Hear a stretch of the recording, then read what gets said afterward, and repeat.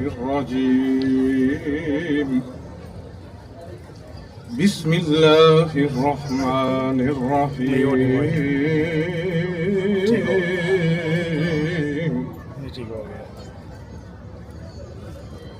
خلق الإنسان من صلصال كالفخار وخلق الجن من مارج من نار فبأي آلاء ربكما تكذبان رب المشرقين ورب المغربين رب المشرقين ورب المغربين فبأي آلاء ربكما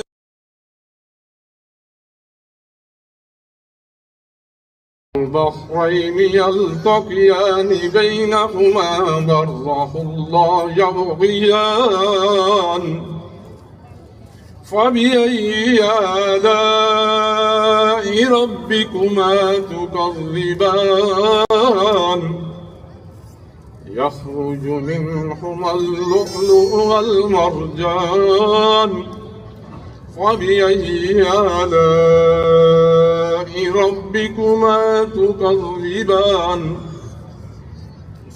وله الجوار المنشآت في البحر كالأعلام فبأي آلاء ربكما تكذبان بسم الله الرحمن الرحيم إنا أعطيناك الكوثر فصل لربك وانحر إن شانئك هو الأبتر بسم الله الرحمن الرحيم قل هو الله أحد الله الصمد لم يلد ولم يولد ولم يكن له كفوا أحد صدق الله مولانا العظيم وصدق رسوله النبي الكريم کہ وہ آئیں اور نعت رسول مقبول پیش کریں. جناب راجہ مظہر حسین صاحب. کھڑا ہوا ہوں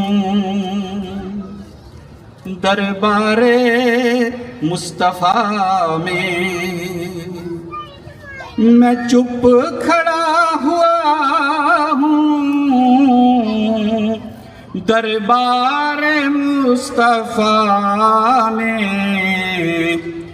آنکھوں سے بولتا ہوں دربار مصطفیٰ میں آنکھوں سے بولتا ہوں دربار مصطفیٰ میں میرا وجود جیسے گم ہو کے رہ گیا ہے میرا وجود جیسے گم ہو کے رہ گیا ہے خود سے بچھڑ گیا ہوں دربار مصطفیٰ میں خود سے بچھڑ گیا ہوں دربار مصطفیٰ میں محسوس ہو رہا تھا صدیاں سمٹ گئی ہیں محسوس ہو رہا تھا صدیاں سمٹ گئی ہیں کچھ دیر ہی رہا ہوں دربار مصطفیٰ میں اجاز میری مٹی اب ہو گئی سوارت اجاز میری مٹی اب ہو گئی سوارت میں کیمیا بنا ہوں دربار مصطفیٰ میں کیمیا بنا ہوں دربار مصطفیٰ میں چپ کھڑا ہوا ہوں دربار مصطفیٰ میں آنکھوں سے بولتا ہوں دربار مصطفیٰ میں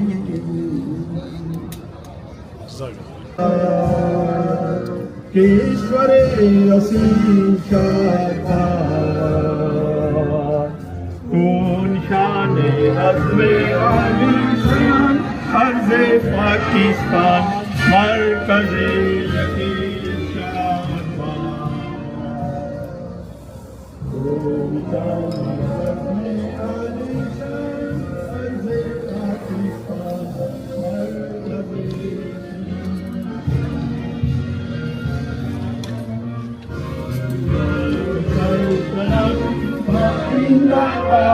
پاکستان مرکز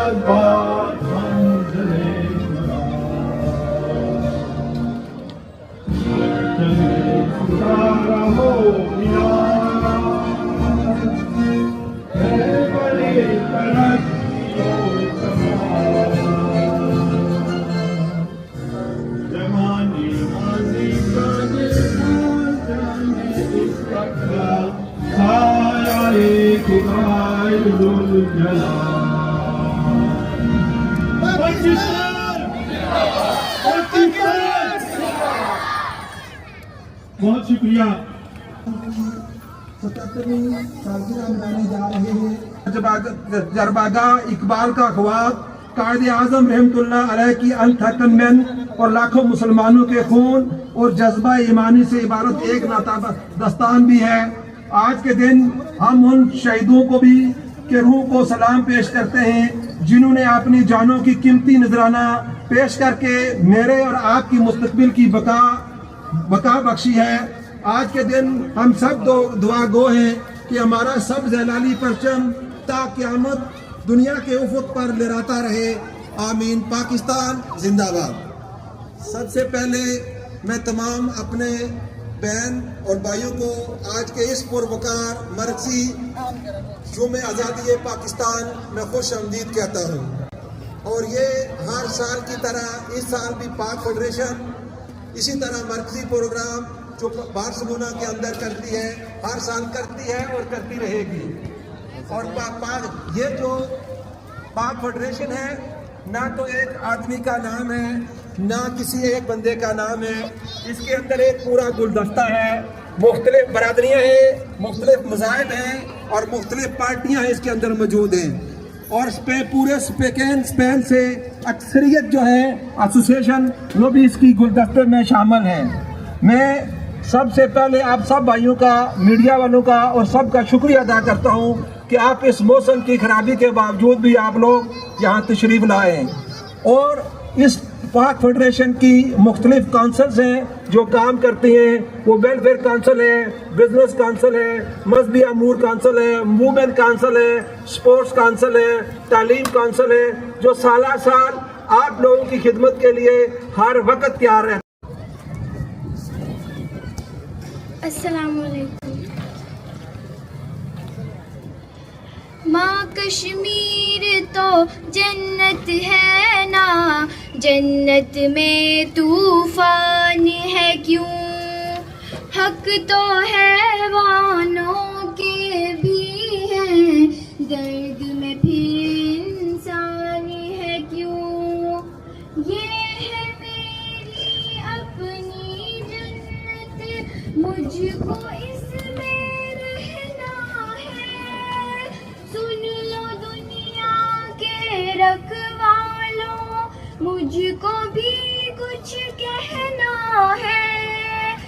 یاد ہے تم کو ساروں کے دکھ، میرا دکھ کیوں یاد نہیں؟ اب تو ہے آزادی یہ دنیا، پھر میں کیوں آزادی نہیں؟ پھر میں کیوں آزادی نہیں؟ کس کے خوف سے مجھ کو سلائے، لوری گاتی بھول کیوں جائے؟ آج بتا تفصیل سے مجھ کو، کتنے اپنے میں نے گنوائے؟ دیکھ کے اپنی آنکھوں سے بھی میرے زخم چھپائے، ہاتھ بندھے ہیں کیوں لوگوں کے جب کوئی ہاتھ اٹھائے؟ جب کوئی ہاتھ اٹھائے درد بہت ہے پہلے ہی ماں، کتنا اور اب سہنا ہے؟ سن لو دنیا کے رکھوالوں، مجھ کو بھی کچھ کہنا ہے۔ یاد ہے تم کو ساروں کے دکھ، میرا دکھ کیوں یاد نہیں؟ اب تو ہے آزادی یہ دنیا، پھر میں کیوں آزادی نہیں؟ پھر میں کیوں آزادی نہیں؟ کون ہے جو گھر آ کے ڈرائے، حق مانگوں کیوں چپ وہ کرائے؟ جرم کیا ہے کیا ایسا بھی، کیوں یہ صدمے روز اٹھائے؟ اچھا بھی تو وقت ہے ہوتا، وقت میرا وہ لا دے، کہہ دے کہ سب اچھا ہوگا، تھوڑا دل بہلا دے، تھوڑا دل بہلا دے۔ سرخ بہت ہے پہلے ہی ماں، کتنا خون اور بہنا ہے؟ سن لو دنیا کے رکھوالوں، مجھ کو بھی کچھ کہنا ہے۔ یاد ہے تم کو ساروں کے دکھ، میرا دکھ کیوں یاد نہیں؟ اب تو ہے آزادی یہ دنیا، پھر میں کیوں آزادی نہیں؟ پھر میں کیوں آزادی نہیں؟ Thank you. یہ تھی ننھی منی پری وینا سرور کہ جس نے کشمیر مظلوموں کی آواز آپ لوگوں تک پہنچائی ہے۔ جیسے کہ میری طرف سے تمام حاضران محفل کو 14 اگست کی مبارک ہو، اور کیونکہ جب میں 14 اگست کی بات کرتا ہوں تو ہمیشہ میرے دل میں چیز آتی ہے کہ ہم نے یہ وطن اس لیے حاصل کیا تھا کہ ہم آزادی سے اپنی زندگی کے معاملات کا ایکسرسائز کریں گے، لیکن جو معاملات ابھی تک ہم دیکھ رہے ہیں انشاءاللہ بہتری کی طرف جا رہے ہیں، لیکن ہم اس طرح آزاد نہیں ہوئے جس طرح کہ ہمارے قائد حضرت قائد رحمۃ اللہ علیہ کا ویژن تھا، جس کے مطابق انہوں نے حاصل کیا تھا۔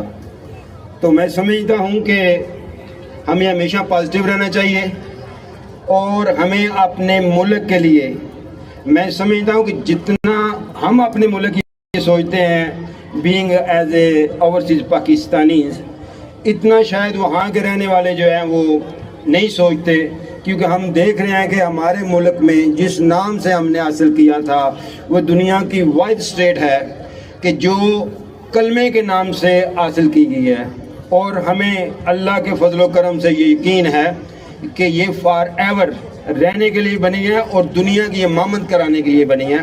ہاں of course always takes time to get the achievement, اس میں کوئی ڈاؤٹ والی بات نہیں ہے، لیکن میں جس طرح کے ہمارے جو سیکرٹری صاحب ہیں کہتے ہیں کہ ٹائم کی جو ہے وہ لحاظ کرنا ہے، تو اس حوالے سے میں تھوڑا سا یہ بتانا چاہتا ہوں کہ فیڈریشن نے آپ بچوں کی خاطر بدریس میں جو کرکٹ گراؤنڈ لیا ہوا ہے، ہم ایز اے فیڈریشن اور ہماری کرکٹ فیڈریشن کی وجہ سے وہ ہمیں گراؤنڈ ملا ہوا ہے، انشاءاللہ ہم اس کو بہتری طرف لے رہے ہیں، کیونکہ وہاں پہ ہم بیٹھنے کی جگہ، وہاں پہ جو کنسٹرکشن کا معاملات ہیں وہ الحمدللہ طے ہو چکے ہیں، ہم اس کو بہتر کریں گے۔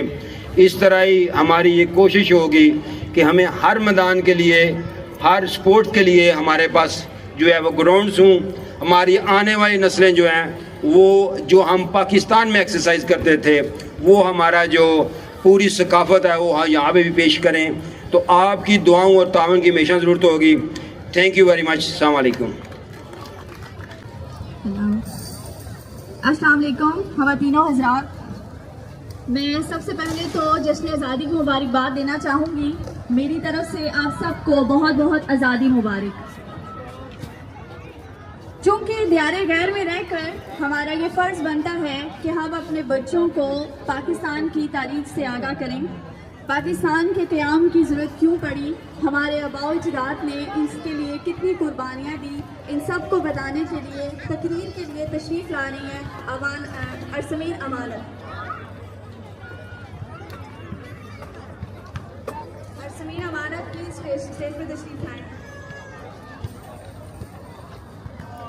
نام نہیں ہوتا، وطن در و دیوار یا شجر اشجار کا نام نہیں ہوتا، وطن انسان کے جسم میں روح کی طرح بسی ہوئی ایک ایسی حقیقت ہے جس کے بارے میں نظیر انصر نے کہا تھا، وطن کھنکتے ہوئے کنکروں کا نام نہیں، یہ تیرے جسم تیری روح سے عبارت ہے۔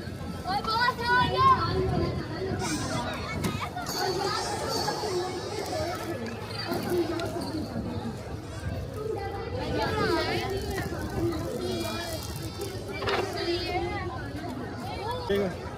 قائد اعظم نے 1940 کے خطاب میں فرمایا، ہندو اور مسلمان دو الگ مذہبی فلسفوں، معاشرتی رسم و رواج اور ادب سے تعلق رکھتے ہیں۔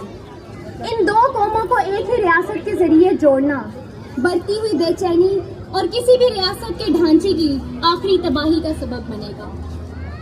غلامی میں کام آتی ہیں شمشیریں نہ تدبیریں، غلامی میں کام آتی ہے شمشیریں نہ تدبیریں، جو ہو ذوق یقین پیدا تو کٹ جاتی ہیں زنجیریں۔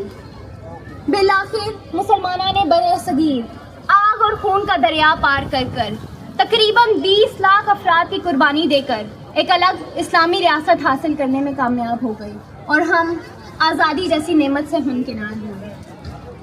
تاریخ عالم پر نظر ڈالنے سے معلوم ہوتا ہے کہ ہمارا وطن عزیز مدینہ المنورہ کے بعد نظریے کی بنیاد پر معارض میں آنے والا پہلا اسلامی ملک ہے جس کی بنیاد ہی کلمہ طیبہ پر رکھی گئی تھی۔ جیسا کہ اقبال نے اپنی نظم میں کہا، توحید کی امانت سینوں میں ہے ہمارے، آسان نہیں مٹانا نام و نشاں ہمارا، باطل سے دبنے والے اے آسماں نہیں ہم، باطل سے دبنے والے اے آسماں نہیں ہم، 100 بار کر چکا ہے تو امتحان ہمارا، تیغوں کے سائے میں ہم پل کر جواں ہوئے ہیں، خنجر ہلال کا ہے قومی نشاں ہمارا، مغرب کی وادیوں میں گونجی اذا ہماری، مغرب کی وادیوں میں گونجی اذا ہماری، تھمتا نہ تھا کسی سے بھی سیل و رماں ہمارا، اے موجائے دجلہ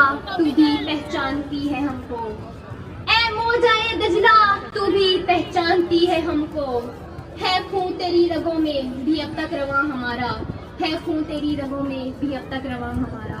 پاکستان زندہ باد۔ حاضرین ارامی اور میرے عزیز ساتھیوں، السلام علیکم۔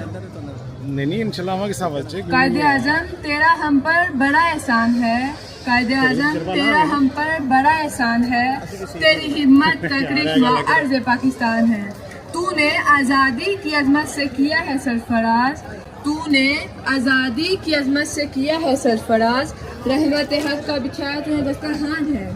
آج سب کو میری طرف سے بہت بہت آزادی مبارک۔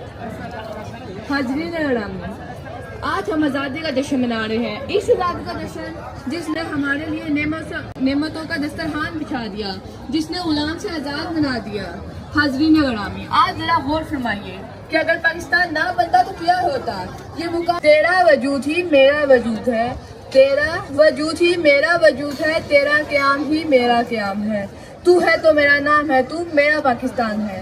حاضرین گرامی، پاکستان کی تاریخ گواہ ہے کہ پاکستان نے اس آزادی کے لیے کتنی قربانیاں دی ہیں، کتنے ظلم سہے ہیں، کتنی جانیں نثار کی ہے قسم مجھے اس مٹی کی، میں دیس نہیں مٹنے دوں گا، دے دوں گا جان اپنی، پرچم نہیں بکنے دوں گا، غازی یا شہید کہلاؤں گا، ایمان نہیں بکنے دوں گا۔ تو آئیے آج ہم اس بات کا عہد کرتے ہیں کہ ہم اس ملک کی ترقی اور خوشحالی کے لیے ہر ممکن کوشش کریں گے۔ پاکستان کا مطلب کیا؟ پاکستان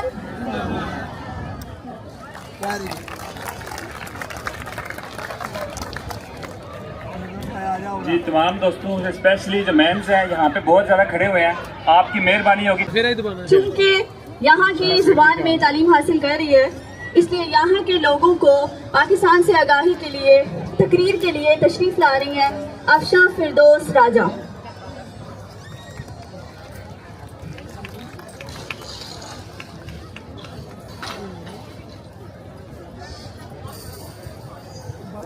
السلام علیکم y buenas tardes a todos. ہے وطن تو نے پکارا تو لہو کھول اٹھا، تیرے بیٹے تیرے جانباز چلے آتے ہیں۔ Hoy, 14 de agosto, día de realización de los sueños de Allama Iqbal. Hoy es el día que Pakistán logró la independencia. Y hoy es el día de la independencia de Pakistán. No nos olvidemos de aquellos que sacrificaron sus vidas para conseguir Pakistán. Las naciones vivas nunca olvidan a sus antepasados. Para las naciones la libertad es una bendición. Venid conmigo y respetemos esta bendición. Para las naciones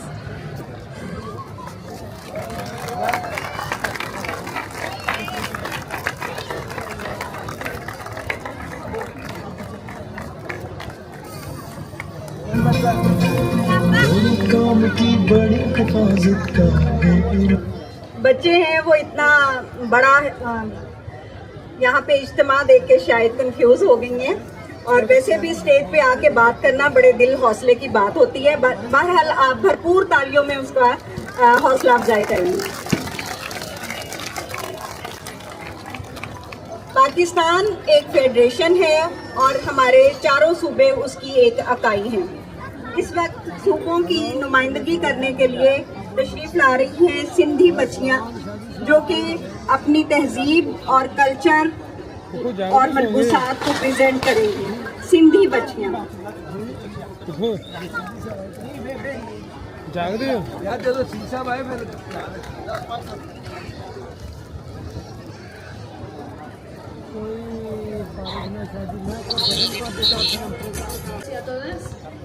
Especialmente yo aquí vengo para actualizar a nuestros invitados españoles, Inshallah. a nuestros invitados que no entienden el urdu, y aquí estamos realizando diferentes actuaciones.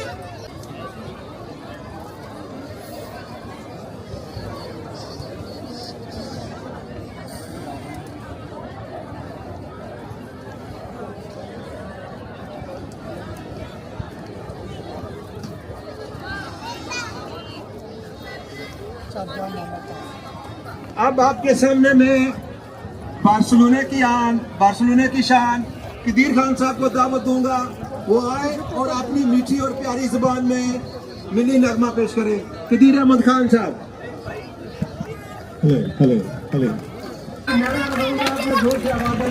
Pakistan Pakistan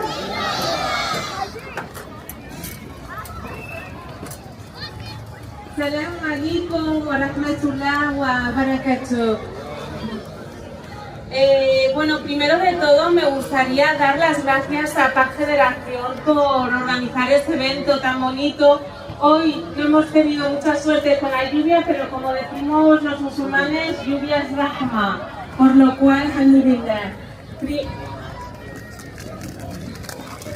Bueno, básicamente decir que es un orgullo poder estar aquí en representación del Ayuntamiento de Barcelona y del alcalde Jaume Collboni, que os mando un fuerte abrazo a todos y a todas, y sobre todo deciros que jamás dejéis de celebrar vuestra cultura, porque esta cultura pakistaní es una cultura de Barcelona. En Barcelona tenemos muchas culturas y por mucho que a algunos no les guste, esto es Barcelona. Así que muchísimas gracias a todos y a todas y Azadi Mubarak. Shukran.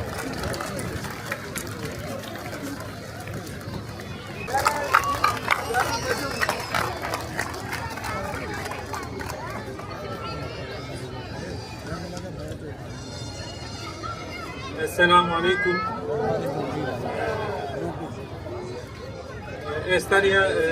Estoy muy contento con los hermanos pakistaníes porque somos naciones hermanos y yo veo todos pakistaníes como mi hermano, como nuestro hermano.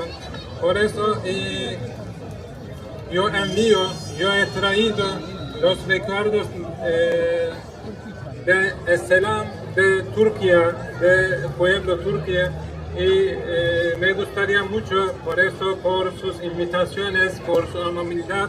Muchas gracias.